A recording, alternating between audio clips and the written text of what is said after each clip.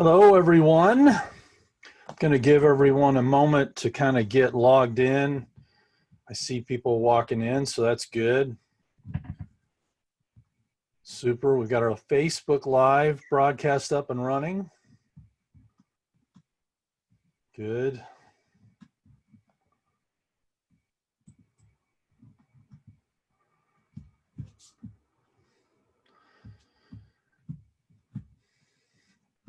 All right. Well, welcome everyone to episode 29 of the Net Effect Career Conversations and Connections. Thank you for taking the time out of your busy schedules to join us for this biblical-based webinar series. I'm your host, Robin Jones, Director of the ABF Career Alliance, and we are really excited about our speaker today. But before I introduce our special guest, I want to do a little housekeeping. Those of you that are logged in, please click on your Q&A button. It's at the bottom of your screen. It says Q&A. Click that, and then if you would, type your name and where you're from so we can just make sure that Q&A is working. I've disabled the chat so that we can utilize Q&A and just have one place. I've allowed folks to be able to see the comments in the Q&A. I encourage you all to ask questions during our webinar, and we'll get to them as we go through or save them to our Q&A and wrap-up session at the end. Oh, good. Hi, Marianne. Thank you. Steve, thank you. Welcome.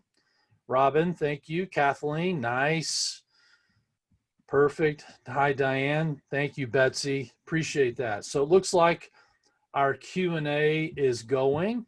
If you have any questions or have any problems during our webinar today, please reach out and I'll do my best to see if I can help. If you don't see us and you don't see the Q&A and your little toolbar, you may have to run Zoom or download and run the application when you log in. If you don't see it, log out and log back in, and it'll give you the option to do that.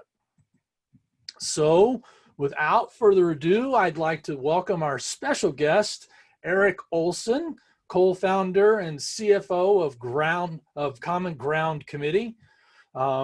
He has a wonderful background of lots of different things, and we're so excited about being able to talk about that today and share with you his career journey, his amazing leadership in business, and where he's kind of come to today with Common Ground. He's served as a managing partner of Calmetrics, a registered investment advisory firm, and Mr. Olsen specializes in macroeconomic analysis and policy issues.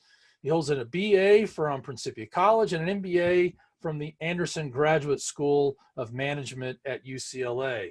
So welcome, sir. Thank you, Robin. It's great to be here. Happy to participate.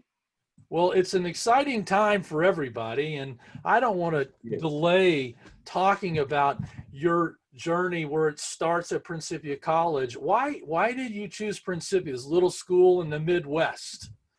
So that in itself is a bit of an interesting story. I attended the Daycroft School, which is a boarding school for Christian Scientists, in high school. And when I finished there, I decided that I did not want to go to Principia. I wanted to try something different. And so I attended for my first year at Gettysburg College in Gettysburg, Pennsylvania. Oh. And after a year at Gettysburg, I was had the opportunity to visit Principia. I had not visited it before. And so I did that. And the atmosphere at Gettysburg, which was very oriented around fraternities and so forth, was just a very difficult environment for someone who was interested in kind of working in Christian Science and staying with Christian Science. And so I transferred to Principia. And the thing I like to say to people is that you don't Principia doesn't force you to be a Christian Scientist, but it does give you support if you want to be a Christian Scientist at a time in your life that, for a lot of people, at least for me, was a difficult time to do it on my own. And so I was very grateful to come to Principia and be in that atmosphere, and have the love and support of others who were working in Christian Science. So that was very useful to me. And you chose a degree kind of based on your interest, or how did you come to that decision? So I had an interest in both economics and business. Wow. And after I transferred to Principia, I focused not so much on economics, but on business administration. And at the time, I had a kind of an emphasis on marketing, and I was interested in the possibility of pursuing a career in sales and marketing.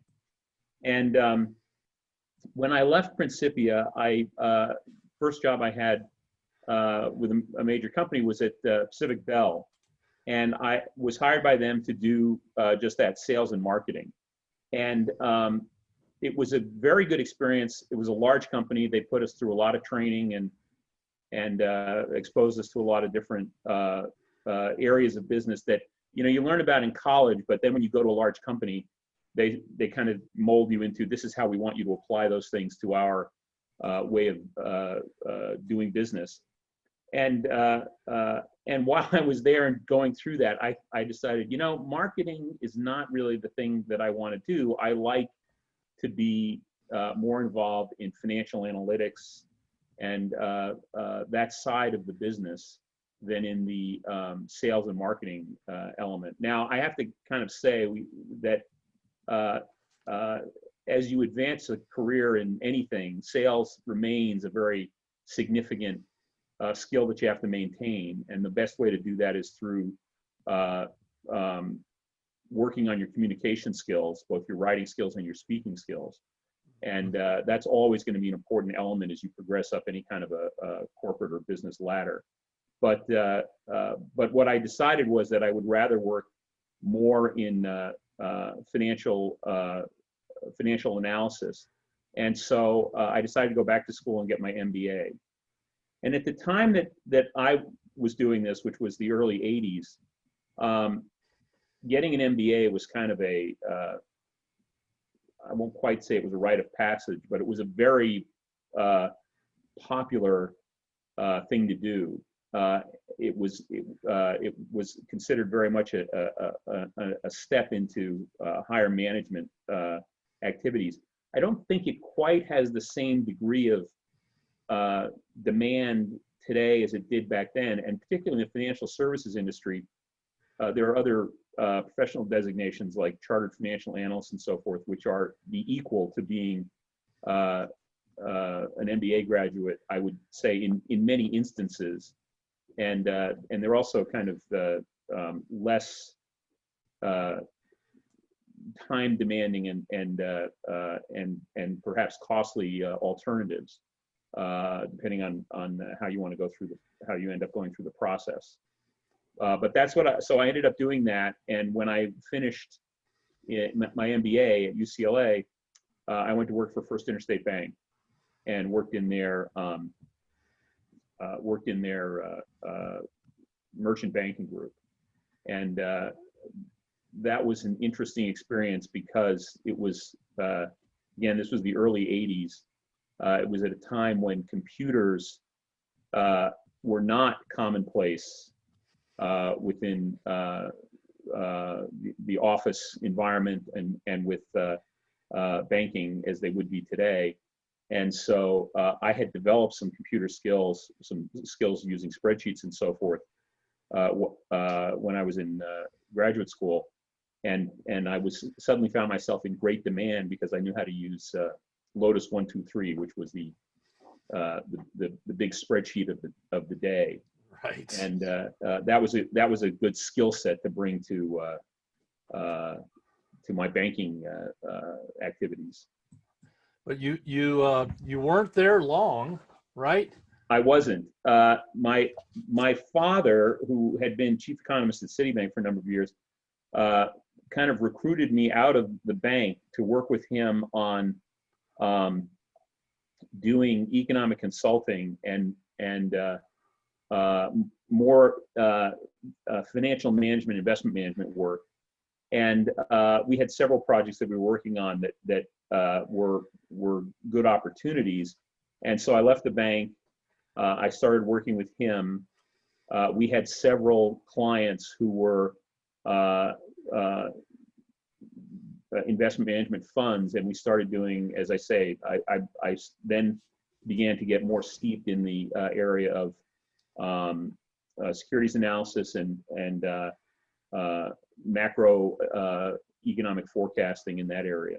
That's kind of a big jump, right? I mean, moving from a big company like First Interstate Bank to a small company, family-owned type business. It's a very big jump. And one of the things that you end up going through is, you know, when you're in a large organization, you have various support staff and various departments that you can use for different things. When you end up being in a small business, then you do everything, which may include working on regulatory issues, working on tax issues or other legal issues, taking out the trash, whatever needs to be done, that's what you need to do. And when you're working on some computer problem and it says, contact your system administrator, you're the system administrator. So you have to figure out all of those things. It becomes a very, certainly at that time, it became a very complicated job where you had to wear a lot of hats and be prepared to move in different directions. And you kind of found yourself facing some adversity when with your dad and taking an absence from the business for a while. How did you deal with that? Yeah, so that was very complicated. In fact, one of the more challenging elements of that, which I had to face and was important. It was an important thing for me to deal with. My father was in an accident that affected him so that he had to basically withdraw from the business very suddenly. And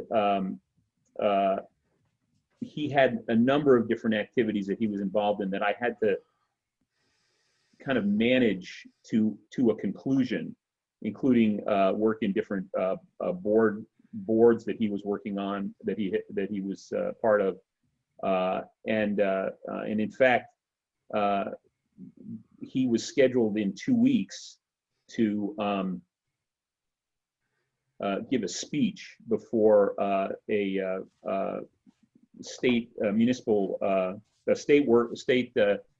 employees up in Massachusetts. And so they asked me if I would fill in for him, and I said sure, I would do that. I knew pretty much what he was going to talk about. I didn't know at the time that I was going to follow Ted Kennedy on the schedule, which was kind of interesting and fun. The room did empty out a lot before, but after he but it was kind of an interesting challenge, and it was a large group, and so that was a very fun thing to be involved in, but also very challenging to kind of rise to the occasion. And one of the things that we then ended up doing was shifting some of our business. We had different activities that we're engaged in, and we had some of the people we were working with had some new opportunities, particularly in the area of real estate. And so we began to expand what our activities were to incorporate this new area of business. It was still financial services, but it incorporated an element of analyzing and then selling real estate type securities. And so we had to be nimble, but we managed to move into that field, and that ended up standing us in very good stead. It went very well for a number of years, and what we found was that in 2008 and 9, when the credit crisis hit, a lot of that business went away, and once again we had to be very nimble as to what we were doing. And that was shortly after that was when I started working with 2 other partners on Catametrics, and that again was an activity doing investment management, and in this case we weren't working with individual clients, but we were providing investment management strategies and so forth to other financial advisors, and giving them both the strategies as well as a variety of different newsletters, publications, sales and marketing materials that were around those strategies.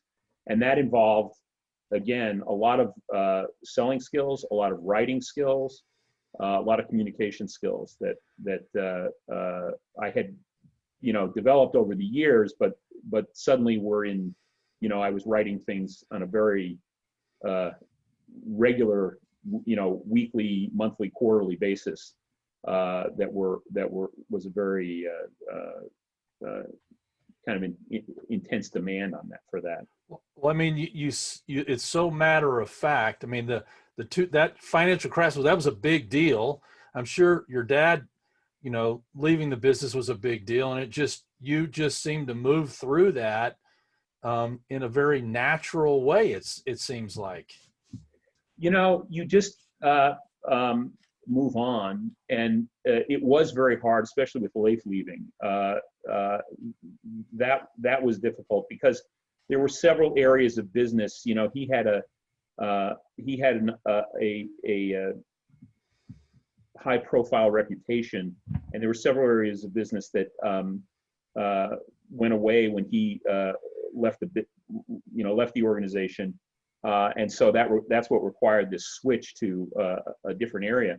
But you just have to be, and I think this is even more the case today than it was early in my career. You just have to be nimble and look for opportunities. And again, it's a matter of honing and using your communication skills, both to work with in direct presentations, as well as in writing and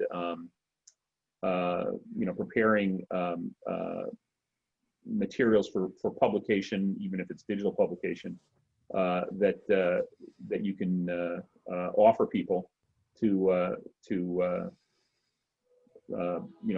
build your business, maintain your career as well. Well, how did you come to this whole common, the whole common ground? How did that come around? How did you kind of move into that? I mean, from financial services into nonprofit, that's kind of I don't know that it's a natural progression, but. Well, it's interesting because the story about Common Ground Committee is that I have a good friend, Bruce Bond, who's the president of Common Ground Committee, and he and I have known each other since junior high. We actually attended Sunday school together in Connecticut. That's here in fun. Connecticut, and we maintained our friendship over the years. We kind of traveled in different locales and saw each other every so often, but we're not always living in the same vicinity, so we're not necessarily close friends. But when I would come back, I at that time, after I went to UCLA, I was living in Southern California, and I would come back east periodically to work with my dad in Connecticut, and then I would go back out to the West Coast, and we had clients on the West Coast as well. And when I would come back east, I would meet with Bruce, and our families would get together, and we maintained our friendship that way. And it was in 2009 when he and I were both people who were interested in, the news of the day and politics, and I, of course, was interested in economics and macroeconomic policy and that sort of thing. And we were on vacation together with our families in Nantucket. His family had a home in Nantucket, has a home in Nantucket, and we were noting that the tone of political discourse was becoming increasingly angry and vitriolic, and there was not a sense of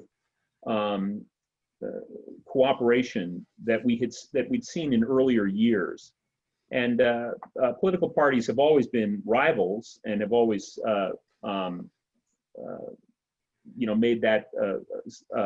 made the differentiation between the two of them something significant for their own definition. But the degree of anger and the degree of and the lack of cooperation was something that was very notable to us, having looked at this and been kind of party to it for many years. And we were remarking on this, and at the same time that this was taking place, the Christian Science Monitor was moving from its newsprint format to an all-digital format, and then they have the weekly magazine. And there was activity in a number of churches in the area of trying to help the Monitor in the course of changing this format by promoting different Monitor activities and so forth. And both Bruce and I, we were at that point in separate churches, but both Bruce and I were active in committees that were looking for different ways to help promote the Monitor. And while we were, so going back to we were on this trip in Nantucket, and we were talking about the problems with political discourse, and we kind of came up with this idea of what if we had a situation where you had two people who are on opposite sides of an issue, and rather than making it a debate where you're trying to say my issue, my position is right and your position is wrong, we say, okay, we recognize that there's differences between the two positions, but where can we find areas of agreement and areas of common ground in the positions that both parties are taking? And that was the very origins of Common Ground Committee. And we right away recognized that this would blend well with our interest in working with the Monitor, because the Monitor is widely recognized as being a very nonpartisan and kind of down the middle publication, that they're very good about presenting things accurately and truthfully, and not being biased in the coverage that they offer of different stories. And we thought, what we want to do for Common Ground Committee, what we're thinking of in Common Ground Committee, would blend well with the Monitor as a media partner, and we could use Monitor reporters or people from there as moderators for the events that we would conduct. And so one thing led to another, and we basically formed the Common Ground Committee. We worked with a number of different church members who liked the idea of what we were doing. We actually went up to Boston and met with senior management at the Monitor. This was in 2010. And then also eventually met with the board of directors and explained what we were doing. And they were very supportive. They were obviously not, they recognized that we all recognized that, we're not an official organ of the church in any way, but they were happy to support us, and they were happy to work with us on different things that we wanted to engage in terms of our what we call our forum events, where we would bring two people together to talk about different issues.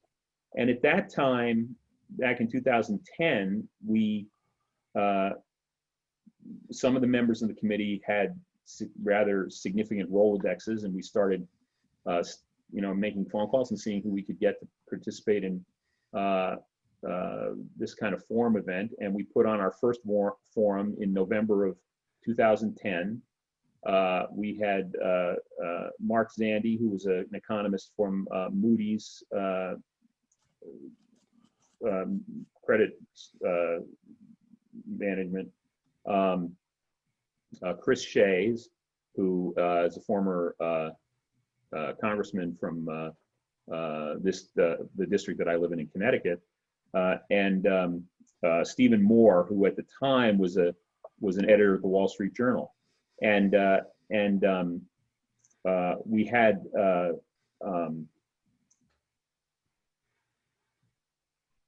his name has gone right out of my head, from the Monitor, former editor of the Monitor.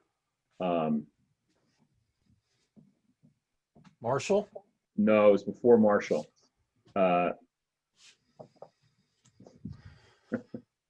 Well. And anyway, we had the editor of the Monitor manage the, do the moderating for the event. And that was our first event. And it was very well received. We had it at the Greenwich Library in Greenwich, Connecticut, and that kind of got us started. And we went on to continue to do events. At that point, we were very much living hand to mouth, so that we would put on an event, and then we'd kind of debrief after the event, and then we'd have to see if we could raise money for the next event. And we managed to put on an event every year during that period. And in 2018, we held an event in Charlottesville, Virginia, and it was along with a group of other organizations that were part of kind of an industry group called the Bridge Alliance. And it was the event was being put on in Charlottesville in the wake of the unrest from protesters in 2017 who were protesting the tearing down of Confederate statues, and then there was a reaction, a protest of that protest, and a young woman was killed during that event. And so we participated with others in offering conversations about racial harmony and what can be done to improve racial harmony in the country. And the part that we played involved having Michael Steele, who was had been recently the chairman of the Republican Party, and Donna Brazil, who had been chairman of the Democratic Party. They had both been heads of their parties in the 2016 election, and they participated in this event, and it was a terrific event, and they had a lot of great ideas and great observations to make. And there were a lot of people from the Bridge Alliance at this event, and that helped solidify our organization's place within the Bridge Alliance as an organization that puts on very good programs, and this idea of presenting people who are on different sides of an issue but looking for ways to find common ground was something that was very much appreciated and recognized by members of the Bridge Alliance. And eventually that led us to getting some more established funding so that we could, if you will, move to work on this full time and bring on some full-time staff and focus on the on this message in a more concentrated way. And that activity has become, both for us and a number of other organizations, has increased significantly over the last 2 years as we see more and more polarization and anger and discontent between the two political parties. Well, it's an interesting comment that you just made, because I know that the folks that I talk to, they want to have civil conversations. They want to be able to talk about things in a way that is palatable, that's decent, that's, collegial. And where do people start with having a conversation like that? I mean, obviously Donna Brazil and those guys are on totally different opposite ends of the spectrum as it relates to their political views. Mm-hmm. But how do you start that? How do you start that kind of conversation so that it doesn't end up with someone, grabbing the other person's throat? Yeah. One of the things that we've made an effort to do is to first of all, there are a number of different organizations in the bridge community that work together to help people figure out how to have what we would call good conversations. And our organization has established what we call the 10 attributes of being a common grounder.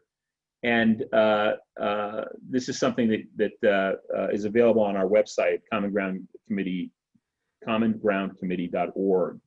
But an important element that we recognize, we're first of all, Common Ground Committee is, I would say, fiercely nonpartisan. We don't take positions on issues, and we are very deliberate about that because we don't want to, we recognize that there are people on different sides of an issue, and we want to appeal to both of them and not to alienate one side or the other. One of the important things about having good conversations with other people is, first of all, you have to go into the conversation with a sense of humility and a sense of willingness to listen and try to understand what another person's position is. And the more you disagree with it, the more you need to kind of do that listening, where you're trying to see what it is that appeals about the position to the other person. We have to recognize that most people are good. They have good motives, and they want to live in peace and manage their experience to their own liking. And the environment that we've developed in society right now has taken on this tone of, if you don't agree with me, then you must be a bad person. You must be an evil person. And that's what's led to a lot of this tribalism and anger with one another. And trying to work through conversations with other people starts with listening to them and understanding them, and trying to work together to see where do we find points of agreement. Because most people will have things that they agree on. They may not agree on the way to approach them or the way to resolve them and so forth, but they have things that they agree on. And if we listen to one another a little bit more and spend less time being glib and trying to find simple answers to very complex questions, we'll make a lot more progress in sitting down with each other and working together. So my question is, how do you get these folks that are out there, that are having a prominent role we see them on the TV, we read about them in newspapers. How do we get these folks to change this discourse and exemplify more of the kind of characteristics that you're talking about as it relates to their own behavior, and taking such policy views where the construct is just, it's at your throat, it's demeaning, it's all those critical things that put someone on the defensive even before you even begin a conversation. Yeah, it's interesting because first of all, there's a lot more people who are interested in finding common ground than there are people who are interested in the food fight, if you will, and the argument. And so it's not that hard. And when we go to people, when we go to people who are policymakers or politicians and so forth, and approach them and say, this is what we want to do. We want you to have a conversation with another person, either Republican or Democrat, and someone in the other party, or whatever it happens to be, and explain to them that what we're looking for is not a debate, but it is an effort to try and see where you have points of agreement. The people that we approach on this are thrilled to have that kind of conversation. So what does that look? So I'm sorry to interrupt, but Sure. What does that look? I mean, what's the difference in a debate and then finding the common ground? What does that look? How do you do that? So what we do first is we kind of start by laying out this is the position of the left, or whatever you want to call it, and this is the position of the right. These are the two sides of the argument, and then we take each one on a case by case or issue by issue basis, and give the panelists then an opportunity to explain what's important to them about it, and how and discuss how is there a way to find common ground. One of the most significant events that we have in all of our, if you go to our website, you can we actually have a YouTube page that you can go to for Common Ground Committee, where you can see recordings of all of our forum events. One of the most significant ones we had was with Barney Frank and Larry Kudlow. Larry Kudlow's in the current administration as an economic advisor. Barney Frank is one of the co-authors of the Dodd-Frank bill, and is a very strong progressive who has been very aggressive about the regulation of banking and that sort of thing. And we had them talk about tax policy. And Barney's a Democrat, and Barney's happy to see taxes go up, especially for people of high income, in order to generate revenues and so forth for various social programs that he considers important. And Larry Kudlow is a free market advocate who would prefer to see taxes as low as possible, so that particularly for businesses, so that they have a better platform from which to compete internationally. And we had the two of them on stage together, and you'd think, where is the agreement going to come between these two guys? And a lot of people who came to that event were expecting that there was going to be a lot of argument between the two of them. And we noted 26 points of common ground that they found on tax policy. And they freely admitted that, yeah, if it was kind of a horse trading thing. If you do this, then I would be happy to do this, as long as these conditions apply and so forth. And it was a great demonstration of what common ground can look like, what civil conversation can yield. When we were done, Barney Frank, who is, he's retired now from Congress, and he's a little bit of a curmudgeonly kind of guy. And when we first approached him about participating in this, his reaction was, I'm not much of a common grounder. I think people should be free to express their opinions and express them strongly and with great passion, and let the chips fall where they may. And when we were done with this event, he came up to us and he said, "This was terrific. We got to do more of this, and we should go to colleges and universities and work on this." And that was that was a very telling factor that all of our panelists have expressed appreciation for the type of environment that is created by these forum events. And we had a podcast recently, just to kind of reiterate some of these things. We had a podcast recently where we had, two congressional representatives who were running for seats, one in Pennsylvania and the other in Virginia. One's a Democrat, one's a Republican. And they talked about, they're both members of a caucus called the Problem Solvers Caucus within Congress.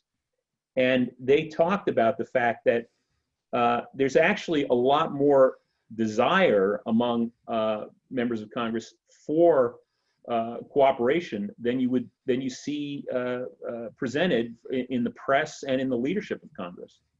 And I would say, I would encourage everyone to listen to that podcast. It's not the one that you have up right now, which this is another very good one, but it's the one that came out a week ago Thursday, with Brian Fitzpatrick and Abigail Spanberger, and it's a very good listen because it reveals a lot about what the desires are among certain members of Congress and what the hurdles are in order to work together with those on the other side. It's important. The podcast that you're showing here is a conversation between two friends who basically traveled around the country, talking with different people about political divides and why they have political divides. These guys, one is a would define himself as a liberal, and the other would define himself as a conservative. And this also is a very interesting podcast because it talks about what they learned from talking with people around the country, and it led them to write a book called Union that we talked about in the podcast that we listened to. Well, I know, boy, when you listen to the different news channels and outlets, and you think that none of this would ever be possible and that none of this exists in our country, that we're so divided, we're this and we're that. And I don't see that as it relates to conversation I have with people. When you actually have a conversation with folks, I don't see that at all. So it is nice to hear that they're welcoming this kind of thought, and that they're welcoming and they're actually doing things about it, in their, in Congress as well as, other places. Yeah, and this is, again, I'll go back to saying that we recognize that the Monitor is playing almost a unique role within the press today, in being as I don't want to say neutral, as trying to present accurate information and do it in a clear way. And we think it's, they're our media partner for a variety of reasons, but one very prominent one is because more than any other publication that we're familiar with, they're doing a good job at being as honest and neutral and living up to the motto of the Monitor, which is, as we all know, is to injure no man but to bless all mankind. And that's a very unique motto for a news publication. If you kind of look around at what the mottos of various news publications are, it's quite a statement in itself. It really is. I love the Monitor, and I appreciate how much work they put towards that effort. It's a tough time to be doing it, for sure. Yeah. And they're pushing against the winds, and sometimes I'm sure it feels like it's a hurricane they're pushing against as it relates to those kinds of issues. But I hand it to them for continuing to pursue that and working towards that goal, because it's the right goal, obviously. Absolutely.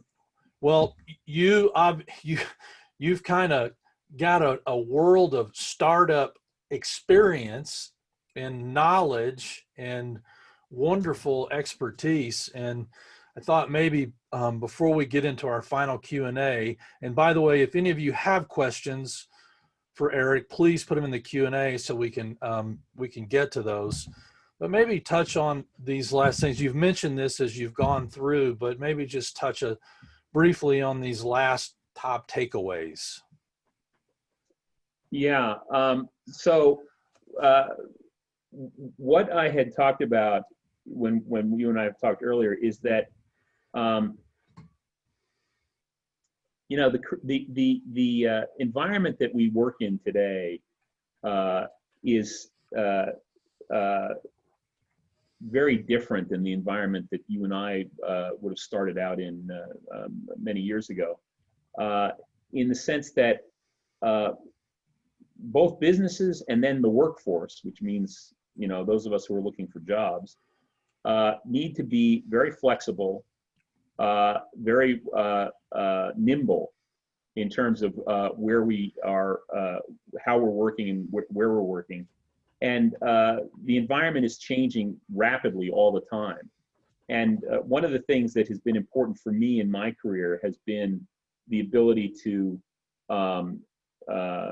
address a variety of different things, both, as I said earlier, addressing communication skills, addressing understanding of legal and regulatory issues in a clear sense, and then having that ability to always recognize that you need to be thinking about how you're presenting yourselves to others and how you're selling either yourself or your business, your ideas, and how you're getting those points across. And those are all skills that you need to nurture and then have the preparedness to translate those into different areas, different businesses, different business environments, different activities that are demanding things. So in your business, what role has networking played? What role has having conversations with different types of folks that may or may not be in your lane necessarily?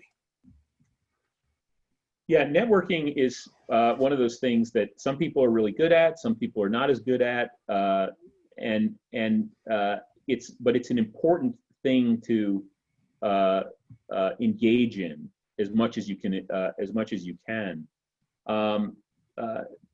Networking broadens your skill set because it exposes you to different people, it exposes you to different ideas, it allows you to see where your skills and talents may complement the activities of some other person or organization. One of the things that we have recognized with Common Ground Committee is that the efforts that are required to help change the tone of conversation and the culture of polarization that exists today requires not just one organization, but it requires multiple organizations bringing different skill sets to the table. It includes, having skill sets that help in dealing with family communication issues at the municipal level, at the state level, and then at the national level. And it involves having skill sets that do presentation work well, which is one of the things that we do very well, but also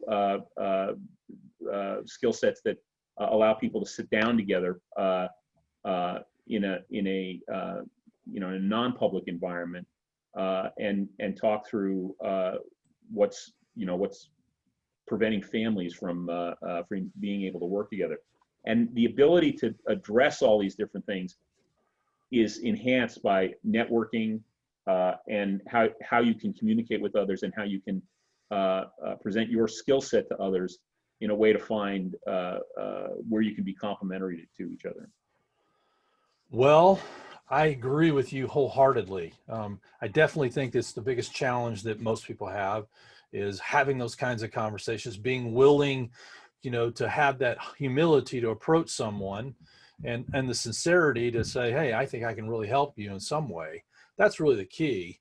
but I completely agree with you. Well, we've come to the final wrap up and Q&A session, and Joe Ritter asked if it was John Yema that was It the was. editor. Thank you. Yeah, that's. I did remember that. Oh, good. Yeah. About 10 minutes ago, and I didn't want to interrupt whatever was. Yeah, no, that's fine.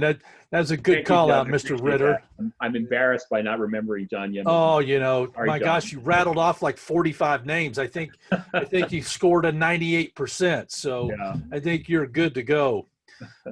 Steve has a question for you. He asks, what role does your practice of Christian Science play in the work that you do today? It's interesting. You and I had talked about this in earlier conversation. Christian Science, Christian Science is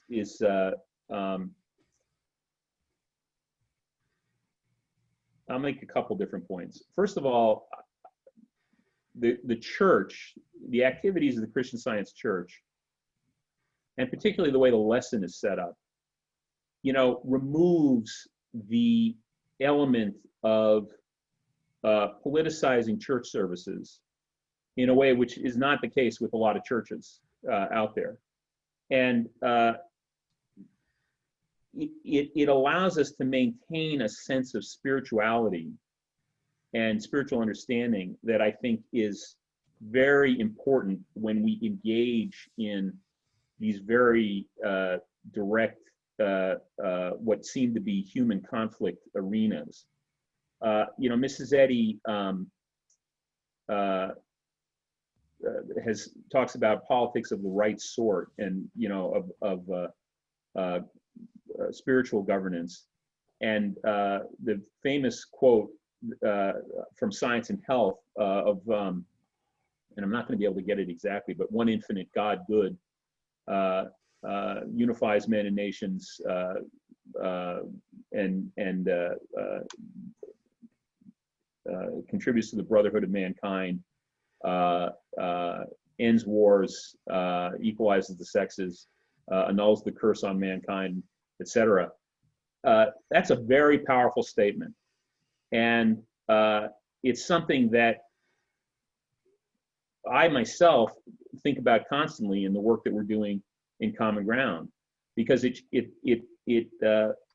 represents the idea that it's one God that we all share, and we may look at things differently, we may approach things differently, and so forth, but because we are all the children of one God, to the extent that we recognize that, and that helps us remove the idea of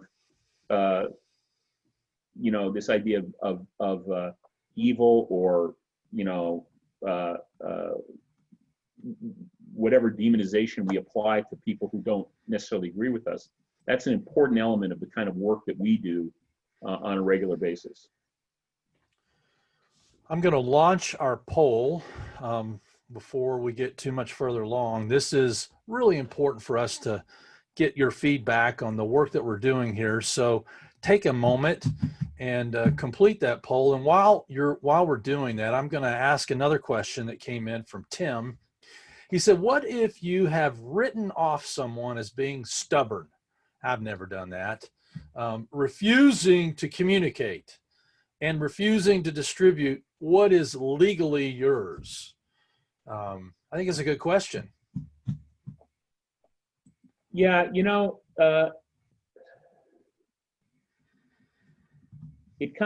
me, it always comes back to this idea of humility.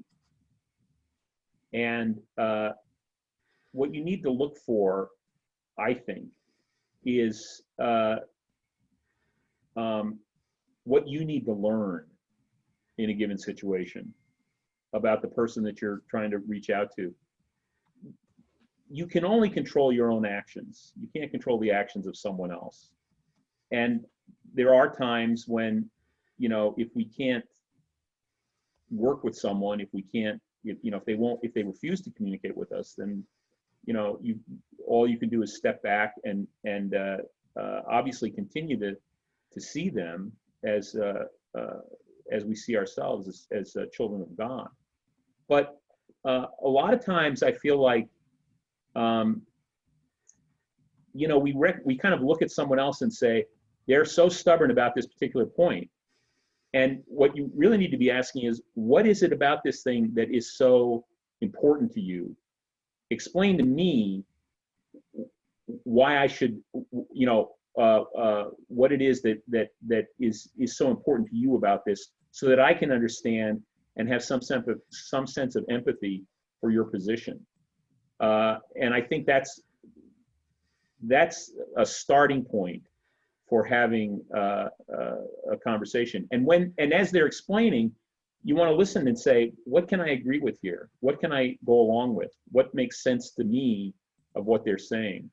And that's an important element of trying to work things out with someone else. Well, boy, I think that this hour has flown by, my friend. And I think we probably should wrap it up, as I promised you that I would. Thank you all for completing this poll. I'll leave it up for a moment or two longer. So if you get a chance to, and you haven't completed it, please do so. Again, we're the Albert Baker Fund, and we offer a variety of different programs. And you can go to albertbakerfund.org and click the Apply tab, and you can see the different programs that we offer. Just click on those and that'll give you more information about the Albert Baker Fund.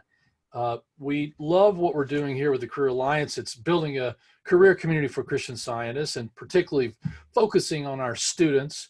And we have students at 80 different schools, colleges and universities, just in North America alone, let alone the schools that we work with around the world. You can go to abfcareeralliance.org and post a career connection, post a job opportunity, an internship or an externship. And if you'd like to connect with this wonderful gentleman here that we have today, Mr. Erik Olsen, you can click on either the Job Seeker, Career Ally, or Student tab, and you'll find our Twitter feed. And all you have to do is click on the link, and we'll help facilitate, get you connected with our dear friend. Please like us on Facebook, follow us on Twitter, follow us on Instagram, and connect with us on LinkedIn so that you can keep abreast of the things that we're doing. We'd love for you to share those social medias accounts that you have with your friends and family so that people can join in. And our students are so appreciative. Gratitude, gratitude, gratitude is what they're saying and expressing for their brotherly love scholarships. The team at the Albert Baker Fund, Jeffrey, Ann, Carol, and Jill are working hard to process all the applications so that ABF can get the financial resources out to our students. And thank you. And as I said, this is the net effect. I think we got some really good ideas to help us cast our net on the right side, as Jesus asked for us to do. Erik, you've been a great guest, man. Thank you so much for taking your time. Thank you, Robin. I appreciate it and happy to do it. Oh, we're so grateful. And thank you to all of you that joined us this afternoon and those that will be listening to the webinar. We appreciate knowing that you're out there and that you're supporting this incredible activity at this time. So for our dear friend Erik and myself and all the team at the Albert Baker Fund, have a wonderful weekend and look forward to seeing you next week on The Net Effect.